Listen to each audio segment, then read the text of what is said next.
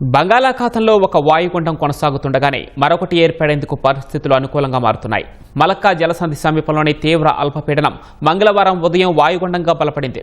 ఇది మరింత బలపడి రాబోయే 24 గంటల్లో పశ్చిమ దిశగా, తర్వాత 24 గంటల్లో పశ్చిమ వాయువ్య దిశగా కదిలే అవకాశం ఉందని భారత వాతావరణ విభాగం పేర్కొంది. ఇది తుపానుగా బలపడేందుకు పరిస్థితులు అనుకూలంగా ఉన్నాయని వాతావరణ నిపుణులు చెబుతున్నారు. 2 రోజుల్లో దీని గమనం, తీవ్రతపై స్పష్టత వస్తుందని భావిస్తున్నారు. ఇది శనివారం లేదా ఆదివారం నాటికి తమిళనాడు, ఏపీ తీరాల వైపు వెళ్తుందని కొన్ని మోడళ్లు, సముద్రంలోనే బలహీనపడుతుందని మరికొన్ని మోడళ్లు సూచిస్తున్నాయి. నైరుతి బంగాళాఖాతంలో శ్రీలంక భూమధ్య రేఖకు సమీపంలో మరో అల్పపీడనం ఏర్పడింది.